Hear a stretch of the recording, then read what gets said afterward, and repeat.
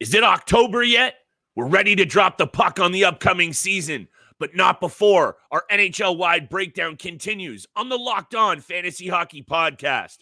We're rolling into Carolina, taking a look at what's going on with these Hurricanes. Let's get this paper.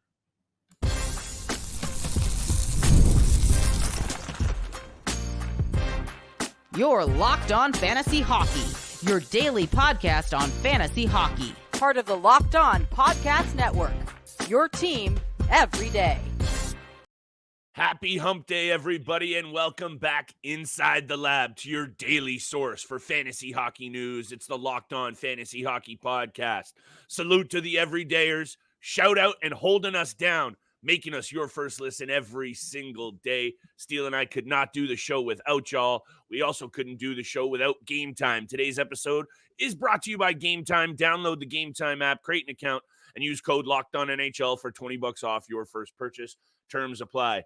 Mr. Roden, what applies to today's episode is this bad boy is going to be short and sweet. We try and get you guys in and out in 30 minutes or less. So right over to you, my friend, because this Carolina Hurricanes team has been a pillar of success in the Eastern Conference. 6 straight years of trips to the postseason. 6 straight years, though, coming up short. I don't know what you think about this team, Steele. Fantasy value to be had. I've got my concerns. Over to you. What are you looking at? Who are you looking at? Top 5 breakdown. Much like other teams, number 1, I'm clear on. The rest, let's talk about it. Yeah, there seemed to be some turmoil in the postseason after the Carolina Hurricanes were still in the playoffs. We weren't sure what was going on with all the rumors going around the NHL, especially, about Rod Brind'Amour, maybe going somewhere else, not re-signing with the Carolina Hurricanes, Martin Necas as well. It was a little weird what was going on for the Carolina Hurricanes at the time when they were still in the first round. But, this is going to be a different looking Carolina team, even though they have been very strong over the last 6 to 7 years. They have a lot of changes in the top 6 forward group, or in the forward group. A lot of changes on the left wing. 3 new faces over there. You bring in Jack Roslovic on the right side as well. Some changes on the defensive on the blue line, bringing in Sean Walker and Shayne Gostisbehere. So even though they've been a very great team in that division, this is going to be a different team. And I do think that they are not going to be as good as they once were. They do have some very strong players. Fantasy-wise, you're going to get it with the top 5 targets that we're going to talk about. And I'll just get right to it at the number 1 position. And we know it is Sebastian Aho. When we talk about a lot of teams, we know who the number 1 target is from those specific teams. And from this one, it is Sebastian Aho, who has dominated for them since coming into the NHL and has really taken his career to another level over the last 3 seasons. 89 points in 78 games. Last year, 36 penalty minutes, 216 shots. You can expect him to continuously produce over 200 shots on a regular basis now in his career. Second career high season of 16.7 shooting percentage. Yep. 36 goals, back-to-back seasons, 3 consecutive seasons of 35 plus goals now in the NHL. He has 40 goal potential in his realm at this point.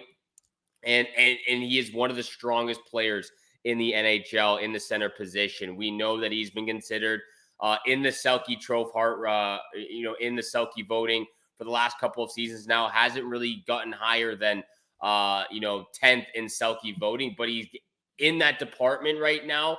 You love the two-way game that he brings. He's strong in the face-off circle at 26, 27 years old. Sebastian Aho, I'm going to put somewhere in the late 3rd round right now. You could take him probably in the middle of the 4th round.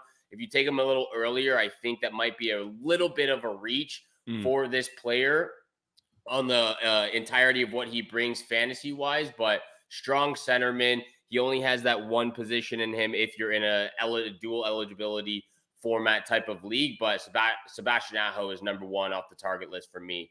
From the Carolina Hurricanes. Slam dunk number 1. That's one of the things you and I can agree on wholeheartedly, usually across the board, is the number 1 spot. And after that, which is actually what most GMs have to do. The obvious targets, those first few rounds, those are the easy ones, Steele. It's what happens after the first 3 rounds. It's the names 2 through 5 on this list that we'll get to in a hot minute. Sebastian Aho is one of these players, and you've heard it out of my mouth multiple times before, that I think in a different market, perhaps a more hockey-crazed, a larger market, he is a superstar. And I know in fantasy circles and dedicated hockey circles, he is that. But he has been a pillar of consistency for this franchise basically since stepping into the NHL. You mentioned all the points, including 89 that he got this past year. So I'll leave it at that with Aho because he does a little bit of everything. And I know the peripheral categories don't jump off the page. That's not this guy's game. He's an elite offensive playmaker who can also shoot the biscuit. Let's move on to my number 2 guy, though, Steele, if you don't mind, because looking at this Carolina Hurricanes team and the losses that they have in terms of their roster, Guentzel, Brady Skjei, Brett Pesce, Teuvo Teravainen, even guys like Stefan Nason and Antti Ranta, the security blanket type situations. I know Ranta had a tough year. Nason only had, 13 goals, 24 assists, but lots of changes that you mentioned and too many faces, too many new ones that are all on the peripheral side of things. That could mean trouble, especially when, Steele, look at how good this team was last year in the Metro Division, a goal differential of plus 63 in the entire Eastern Conference. Only the Florida Panthers were better with a plus 68. So expectations are high in Carolina. And with all of these losses, I'm a little bit concerned. However, Seth Jarvis comes in at number 2 for me. I got to get this plug in. He's got to be number 2. I understand if he's 3. I understand if he's a little lower on your list. You're going to tell me on some of your players. But Seth Jarvis is primed to pop off. I've been on this player. I was on him 2 straight years. I understand the 39 points only a year ago in 82 games. It might be a concern, but you saw from him what he can do. He was also great in the playoffs for Carolina. He is a slick playmaker and steal. 115 hits last year, 67 points. He's only 21 years old. Let me check that. 22 years old now. You know how much I like this player. It gets a little interesting, though, 2 through 5 here with this Carolina team, especially if we're reading into the angles that they might not be as good as they were last year. Offense might be an issue, but Seth Jarvis, for me, even at 5'10", he's coming in at number 2. Look, Seth Jarvis has been the healthier player, and he's been a dominating force this last year in the fantasy realm. But for me, I'm going a bit of a riskier route. Okay. And I'm going with Andrei Svechnikov at number 2. And I can't even disagree. And I want to agree with you that it should be Seth Jarvis at the number 2 position off the board from this Carolina Hurricanes team, based on how he's playing at this age right now in the top 6 forward group. He's just been really good for the Carolina Hurricanes. He's been a very durable player the last 2 seasons. He gets to a career high 67 points, 33 goals, 34 assists. We see 176 shots from him. He's a physical character in this department as well, 115 hits. But when I look at Andrei Svechnikov, and I've said this before, he really is the guy to me. Again, Sebastian Aho is just a force to be reckoned with offensively. But when we talk about forces, I think about Andrei Svechnikov in the Hurricanes department right now, in the top 6 forward group. And for me, that's who comes in at the number 2 position. It is risky because he has dealt with very unlucky and unfortunate injuries throughout his career so far, especially the last 2 seasons. Last year, he played 59 games. The year prior, played 64. 2019 season, he played 68. There's only been 3 seasons that he's been actually okay health-wise. So it's a risky situation for Andrei Svechnikov to get the number 2 target. But when I look at what he does in the time that he does play, 52 points in 59 games, he's a Banger League beauty at 58 penalty minutes, 142 hits. He had 144 shots last year. When I look at the seasons prior to that, he had 205 shots in 64 games, 249 shots in 78 games. I expect him to stay healthy. I know it's a big ask from this guy who hasn't stayed healthy last 2 years. But when he is in the lineup and he is playing in that first line with Seth Jarvis and Sebastian Aho, he's on the top power play unit. I do think he is really the guy. the force to be reckoned with from this Hurricanes team. He brings the boom on a nightly basis. He's not afraid to do anything that he needs to do to help his teammates. He's a goal scorer. He's a playmaker. He has 30 goal potential in his realm. When you go back to that 2021 season when he almost played the full season, he only missed 4 games. But so for me, it's a risky situation going this route. But Andrei Svechnikov is the second guy I'm targeting off the Hurricanes. I love it when you stick to your guns, and I had a feeling Svechnikov was going to be up here higher than I have him. The risk factors, especially for you who's brought up injury risks with other players, I'll appreciate it because you've stuck to your guns on this player. It's risky, though. And I'm taking Jarvis, and I'm going to take Nate Cash above Svechnikov, but let's talk about it. We'll break it down after the break. The goaltending has to be discussed still. Shayne Gostisbehere comes in, Sean Walker on the back end.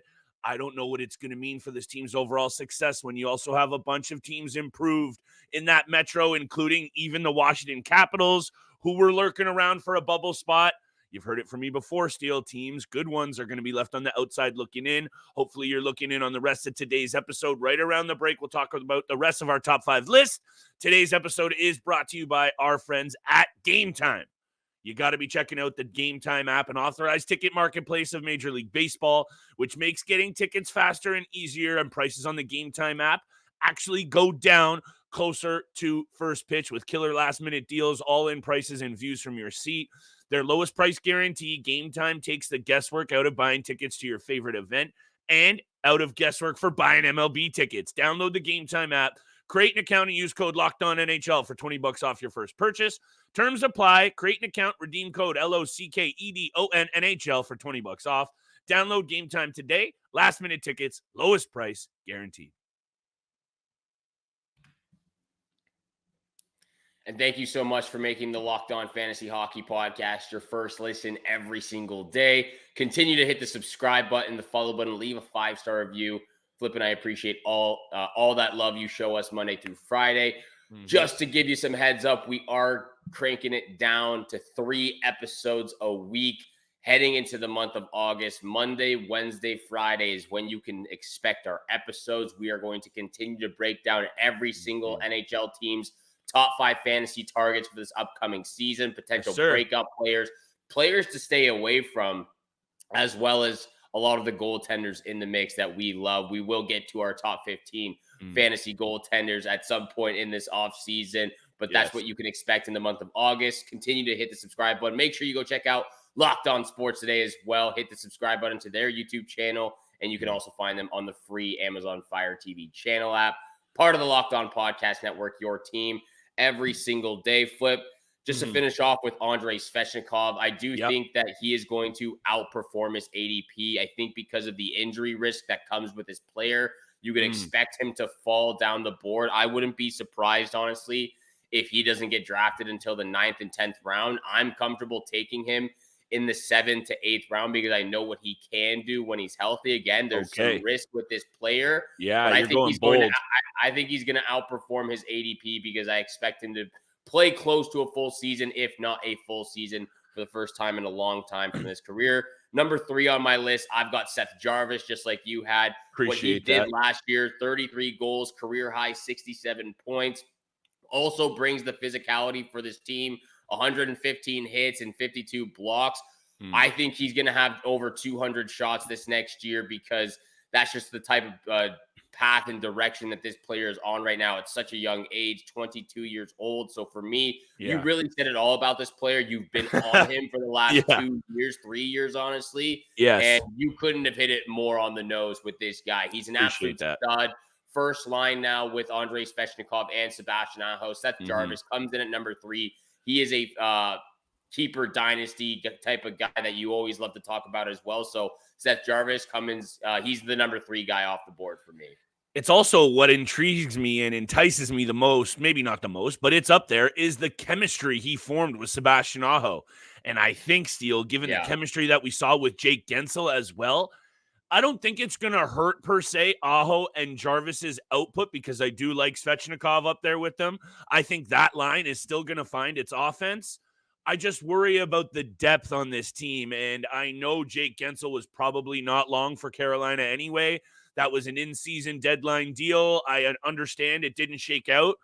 but the general manager in Carolina, and I know it's a new one, and I'm really forgetting his name, but actually I'll get it right here because there was a quote that I wanted to bring up. General manager Eric Tulsky, who was the assistant for a while behind Don Waddell, said earlier in the offseason that, quote, there is still plenty of time between now and training camp to adjust the roster. We plan to keep exploring all of our options. To me, that's a guy who also addresses and sees that his team might be lacking in some offensive punch.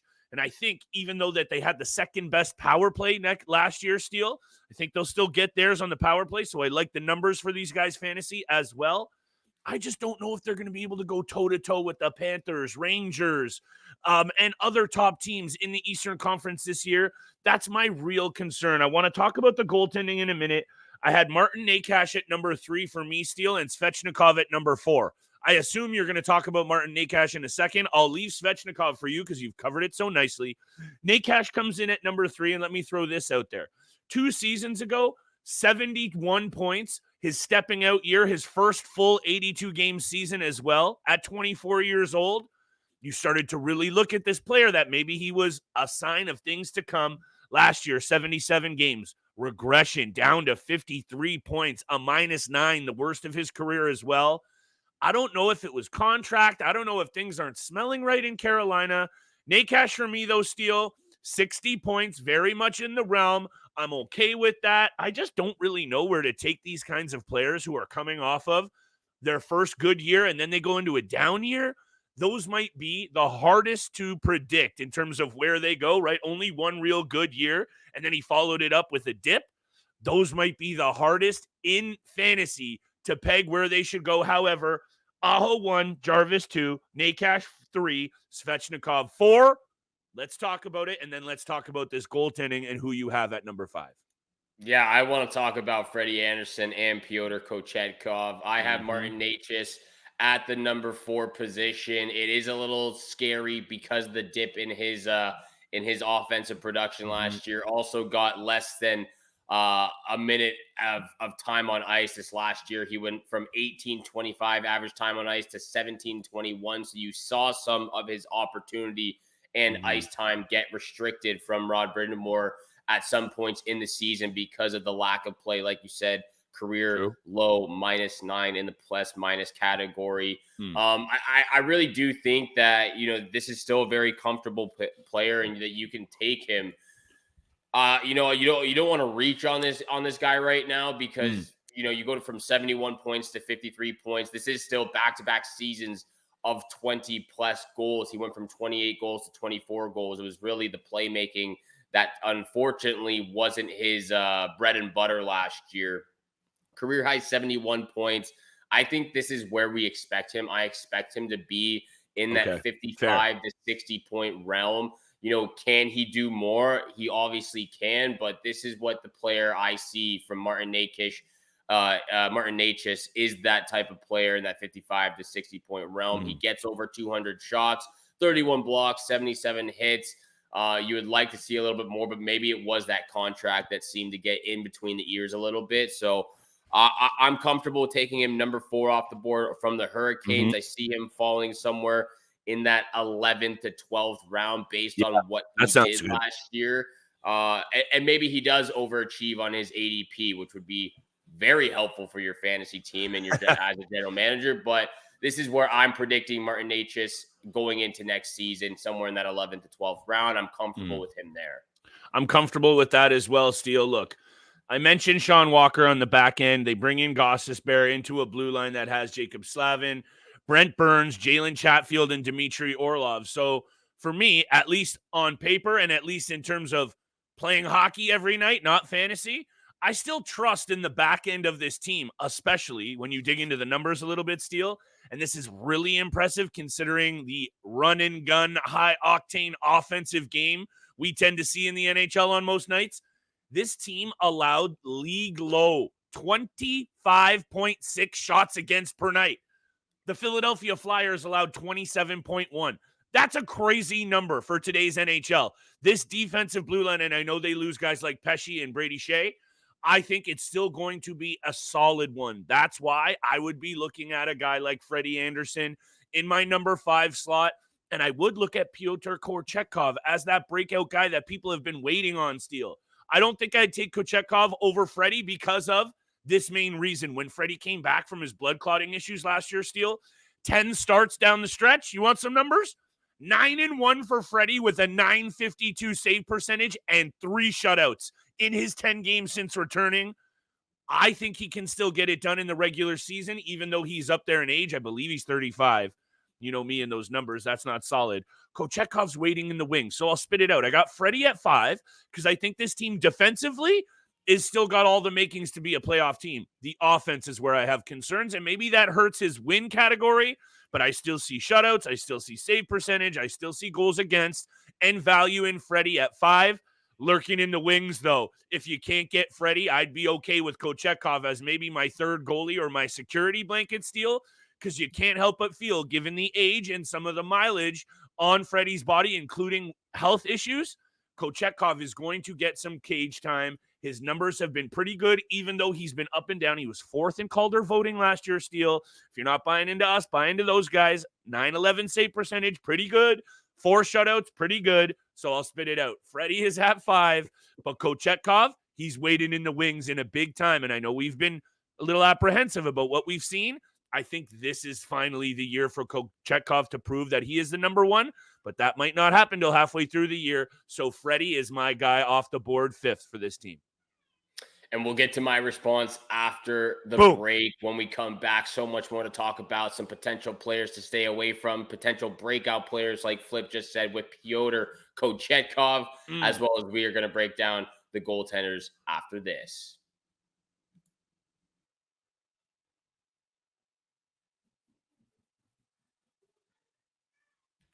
And thank you so much for making the Locked On Fantasy Hockey Podcast your first listen every single day. Continue to hit the subscribe button, the follow button, leave a 5-star review. We appreciate all that love and support you show us Monday through Friday. 7 o'clock in the morning is when you can find our episodes. Flip, to answer everything that you just threw out there with Freddy Andersen, I can't disagree with it, with what he did coming back from the serious health concerns that he dealt with last season.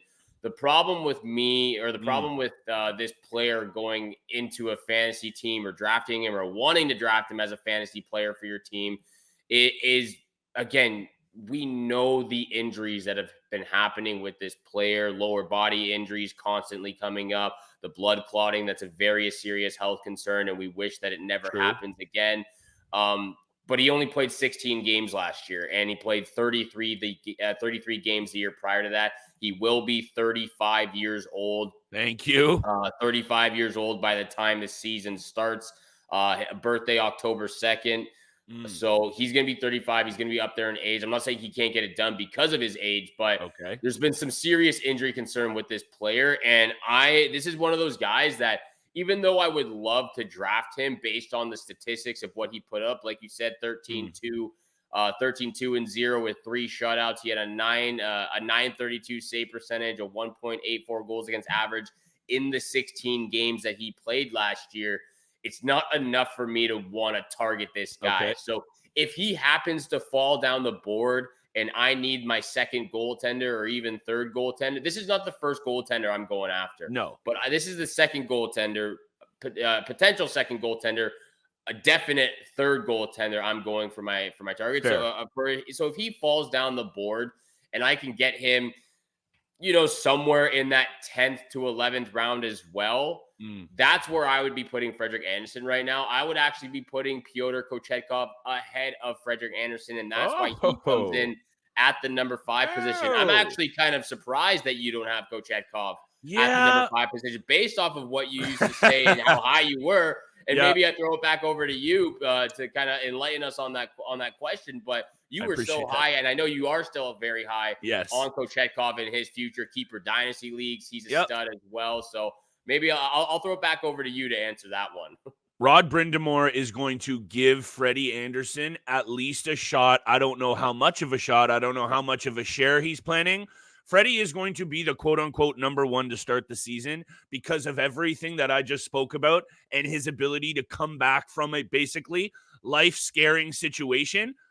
All the things you mentioned, though, the age and the intangibles about missing those games, they hold true. I guess what I'm buying into is he's at least going to get the run out to start the year. And for me, that just puts him in slightly ahead of Kochetkov.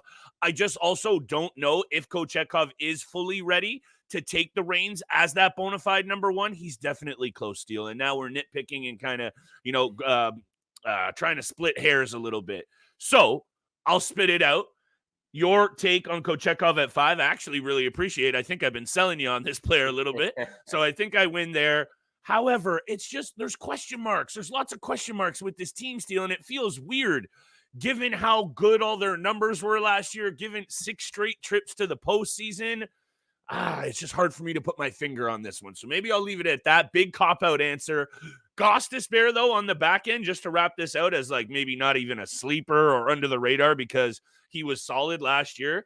Gostisbehere behind, I think it was he? Hold on, I got this number here. He was tied with Erik Karlsson for 13th most points by D-men last year in the entire NHL. So Gostisbehere would be the name right after the 5 that you and I have each spoken about that I'd be looking at. And just overall with this Carolina team, the other additions that they brought in for me aren't exactly instilling a ton of confidence. The Jake Roslovics of the world, the Willem Carriers of the world. Yeah, I like them. I just don't think it's what this team necessarily needed in terms of offensive punch because now, and I don't know how you feel about this because I don't feel comfortable, you got to rely on the Jesperi Kokieniemis of the world. I don't know how that's going to go, but shout out to Jordan Staal, Jordan Martinook, Jack Drury, and a whole bunch of other guys who aren't known for their offensive punch. Could be a long year in Carolina if they don't find some offense up front, Steele, but that's just me. Look, this is a different looking Carolina team, and there's one player I do want to mention just to say a little bit of stay aware of and maybe stay away from as well. And that for me is Brent Burns. He's 39 years old. Good one. I drafted him on my team last year. We've seen some decline in his game. The great thing about him is he's been a durable player over the last 4 seasons. He hasn't missed a single game in the last 4 years between the San Jose Sharks and the Carolina Hurricanes. But we've seen a dip in ice time from this player. He went from over 23 minutes of average ice time down to 21 and a half. He went from 61 points to 43 in that time. He's still been a strong defenseman. He was a plus 19. Struggles on the power play, even though he quarterbacks it. He still had 16 power play assists, so you got to love that. 87 blocks, 185 shots on net. He's still a draftable player, but from what I saw from him in the regular season, plus the liability that he was in the postseason, that honestly really cost them to me losing in the second round. That was a big thing for me about why I want to stay away from Brent Burns. I'll still draft him, but not until the 18th or 19th round. I think that's where you can find him right now. Maybe a little bit earlier, but I would be wary on Brent Burns. I know he's been a durable player. He's been on the he's going to be the first he's going to be the quarterback on that first power play unit, but I got to mention his name as a guy to stay away from potentially this next season. In leagues where you have fewer GMs and a lot more player options, I would actually look at not drafting Brent Burns at all, in my opinion, and look to him as a really good week-to-week fill-in for a guy where Carolina's schedule is a little weaker or they're playing 3 or 4 games. Then I would be looking to Brent Burns as a nice week-to-week option. However, in deeper leagues, deeper formats with lots of GMs, he is going to be coming off the board in the back end of the draft. The numbers have been somewhat steadily declining over the last couple of years. The ice time is going down. A lot of mileage on that body, a lot of mileage left, though, in our tank to cover the rest of the NHL the rest of the week. Giddy up. Giddy up indeed. Like I mentioned before, going down to 3 episodes in the month of August. You can find our episodes Monday, Wednesday, Friday, 7 o'clock in the morning is when they will be dropping. So thank you so much for making the Locked On Fantasy Hockey Podcast your first listen every single day. Once again, go check out Locked On Sports Today. They've launched the first ever national sports 24/7 streaming channel. You can also find it on the free Amazon Fire TV channel app, part of the Locked On Podcast Network, your team every single day. Make sure you have a great day out there. Good luck with your bets this summer, and we shall see you back here again tomorrow. Peace.